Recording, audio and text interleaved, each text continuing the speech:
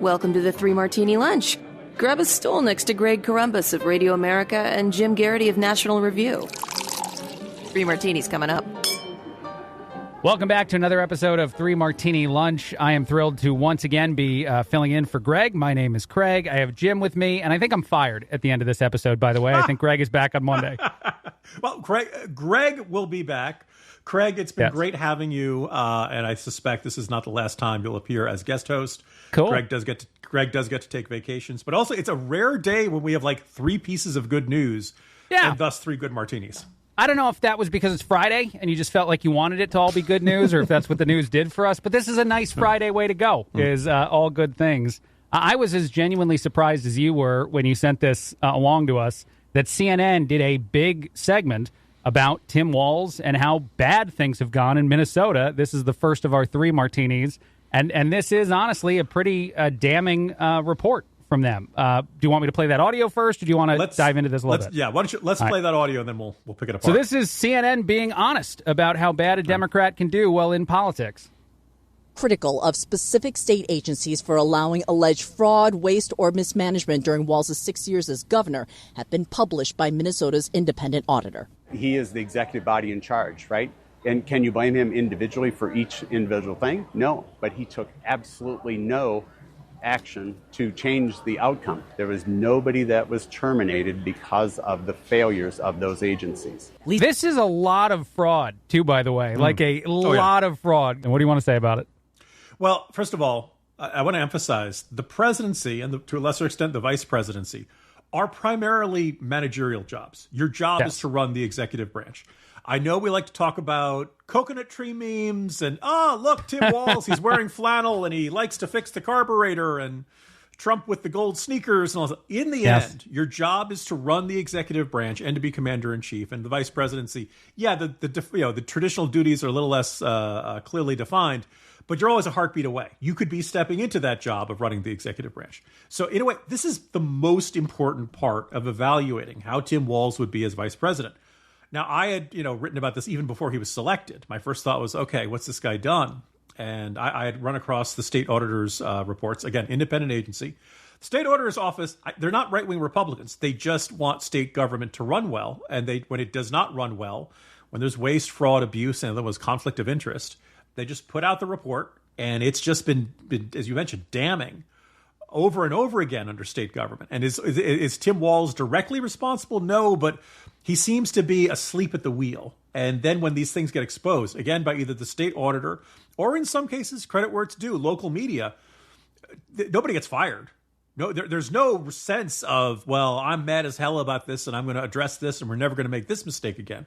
The auditor keeps talking about how the the state government, it doesn't really seem to see its job as making sure money is not misspent, that requests are not fraudulent, that there's no abuse of the system. They just don't seem to care about that. And to me, that says a lot about how Tim Walz would be if, God forbid, something ever happened to Kamala Harris and he was president of the United States. Yeah, and it's uniquely interesting to hear that in Minnesota, the biggest fraud that took place during the COVID pandemic, and there was a crap ton of fraud that took place during that, happened under Walz's watch, and no one gets fired for that. Hundreds of millions of dollars, right? And all kinds of red flags missed by the state agencies. Yeah. Go ahead. No, go ahead. You can say it. What do you want to say? I was just going to say that, is this report by CNN going to alter the outcome of the election? Probably not. No. But one of the things that has been sticking in my craw, because again, I was writing about this before Walz was the pick, is that if somebody's going to be either president or vice president, you, the voter, deserve the most complete portrait of them you can. Warts and all. Good parts, bad parts. It's great that everybody finds, Tim Walz so folksy. Swell. All right. But what's he actually done? That seems kind of important. And I felt like I was this voice in the wilderness here.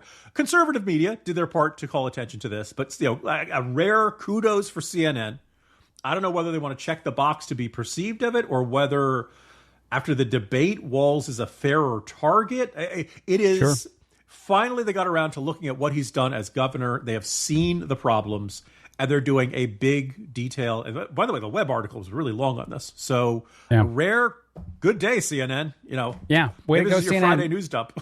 One other thought I had about it, and then we'll move on to the second one. With everything that was surrounding Biden as far as fraud goes, or the way that the conservative media kind of attacked those positions, I can't imagine that Harris's team is thrilled that this is the narrative on Tim Walz right now, because it is very similar in a way to saying your family was taking advantage of their positions, and then, well, the people who work for you are taking advantage of their positions under you.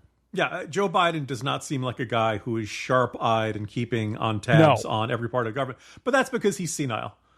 Tim Walz doesn't have that excuse. Right, no. Like he, so. Yeah, maybe he'll use it. Who knows? All right, let's move on to number 2 for second martini. Good as far as Friday goes. The strike is already over. I don't know if they watched the 3 Martini or listened to the 3 Martini show yesterday, and then they decided they should back off a Jim. But they've punted this for 90 days, and then hopefully whatever tentative agreement is in place. I think it's like a 60-something% raise, not quite the 70% they were going for, but more than 50. Go ahead. Yeah, if somebody wants to dispute whether this is really a good martini, I'll understand. They had only a 62% raise over the next 6 years. Really, remember the dock workers had turned down a miserly offer of 50% raise over the next 6 years. How dare they? I'd be curious about how many listeners expect to be making 50 or 62% more 6 years from now. Hopefully you're making more, but probably not that much. Look, is this a good martini? Look, the shutting down all the docks on the East Coast and the Gulf Coast was going to have devastating effects for the economy, reverberating effects. You would have seen shortages of stuffs on the shelf. And the Southeast, recovering from that hurricane, does not need any additional economic challenges at a time like this. So for the good of the country, this is good news. I think it's safe to say that this was a major threat to the Harris campaign. So if you want to say, I wish Trump... But here's the thing. If you want to win an election, I think you'd rather not have widespread, enormous economic pain and unemployment and all that stuff. So all in all, this is good news. And, the issue of automation is not resolved. And you have to figure the people who are running the docks are like, how do we automate these jobs as quickly as possible? Right. Boston Dynamics, you got any of those dancing robots? Can they do any of this stuff? So let's see how this works at all. Let's get the remote control cars in here at least and see if they do something. Elon, I do anything cool? Yeah. He's got some ideas. I do love something about this, though, and I wonder how you feel about it. I think the pressure for the dock workers went through the roof because of how terribly they were represented by the guy at the top of the union. And so Daggett, I wonder if Harold Daggett. I wonder if an aspect of all this and this coming to an agreement so quickly is because some of the workers behind the scenes are like, we're getting raked through the coals here a tad with the perception of us. And again, as you said it, you joked about it, 62% raise, still not maybe being enough for them. Most Americans right now can't comprehend that. Yeah. One of my readers had a very sharp observation. I admit I am not a regular reader of Slate magazine. Fair enough. Pretty darn left of center. And they had a column that said the dock workers are correct and you should be supporting them. Now, I'm not going to say the comment section on that was uniformly opposed to the dock workers union, but let's just say they were unconvinced. And there were a lot of, this is the Jim Comey of this cycle. This is going to cost Democrats the election. This guy looks corrupt. This guy looks...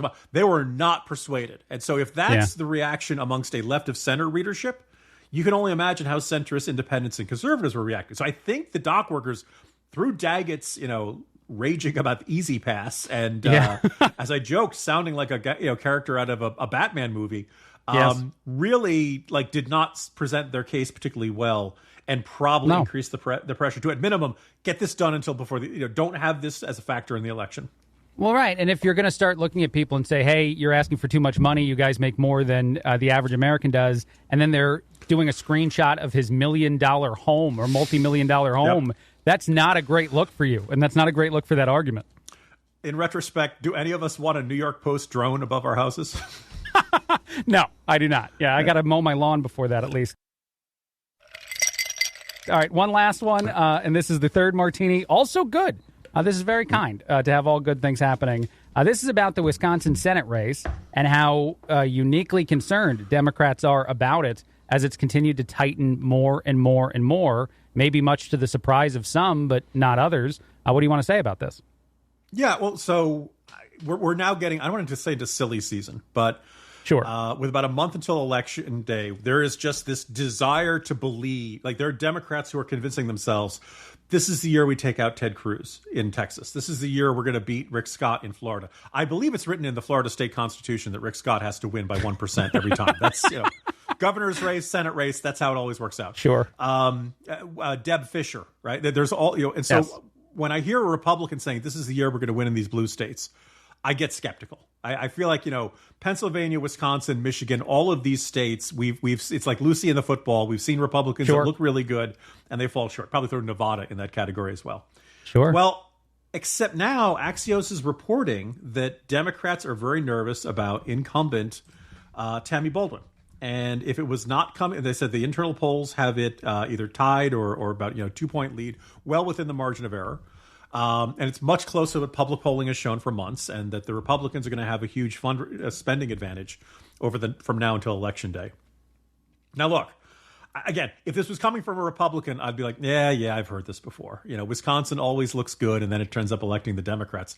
But if the Democrats are nervous, this is an admission against interest. This is not something that Democrats want to admit at a time like this. I also would point out, I've heard that Mike Rogers is doing better in Michigan Senate race than people expected.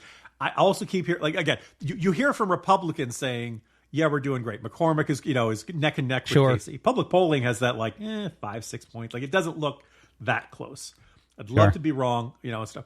And then the other one, which I noticed just because I just hadn't checked in on it in a while, out in Montana, where, Tester was in what looked like the fight of his life. He hasn't led a poll since mid-August, and we are now in October. So I think that is one of the reasons why Democrats really aren't pushing all their chips to the center of the table and saying, oh, don't worry, Jon Tester is going to survive this cycle like he always does. I think they think that one is likely to be lost. That would give Republicans 51 seats, assuming they don't lose something else that they're supposed to win.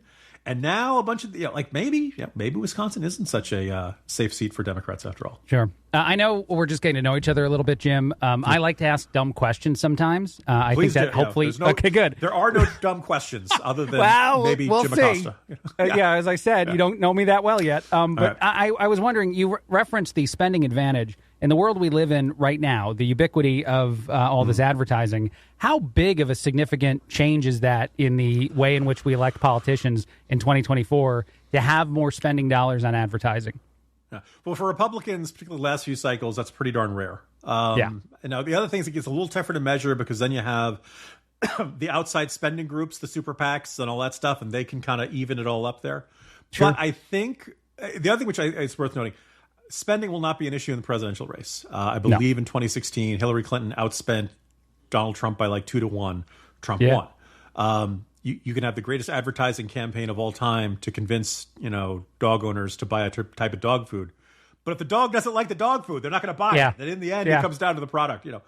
Senate races is a little bit less, and statewide races is a little bit less. House races, sometimes it can make a difference.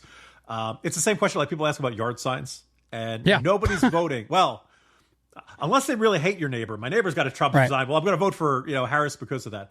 When it's the lower races, school board, where you don't really know who these candidates very well, but your neighbor likes that guy. Okay, well now maybe I'm that's convincing. So I don't think on the one hand spending is going to be like when we look back at this we'll say well Republicans had better spending. Most of these cases they don't. But I do think it can be you'd rather have more money than less money. Of course, that just goes for everything. And so I would like that in general here. That would be great here too. I love that. All right. Before we get out of here, is there any other thoughts you have on any of the three martinis? I know I kind of ran through them quicker than we usually do. No, that was terrific. And just kind of so when you do what I do for a living, everyone's like, so who's going to win? And I really wish I could give people this super clear answer. We are look, there was a case a week ago. It was a case a month ago. It's probably going to be the same from here until Election Day. Mm-hmm. The presidential race comes down to 7 states. All of these 7 states, you very rarely see a poll in which one candidate is leading outside of the margin of error. Sure. If you're Trump, you probably feel better about Arizona and probably Georgia and North Carolina, but I don't think And if you're Harris, you probably feel better about the blue wall states, probably Wisconsin most of all, but you would not want to bet your paycheck on any of those states. And if whoever wins those is going to win. In the Senate, again, Republicans are probably looking at 51. Now, if things go wild and Larry Hogan wins in Maryland or something, maybe you're looking at 54, 55, but that you probably very rarely get that. And the House, one, we get so little polling because it's harder to poll the House district. And two, there's only like 30 districts that are really competitive. I think somebody had done something where, for all extents and purposes, 90% of the House has already won re-election. Sure. Which is kind of a unnerving, Yes. American not so democracy great. at its finest. Yes. Yeah, perfect. I would ask you this, though, in response to something. I know it wasn't one of our martinis, but the DOJ unreleasing or sealing some of those reports on Trump. Does that have any impact, in your opinion? I got to figure most of this is priced in.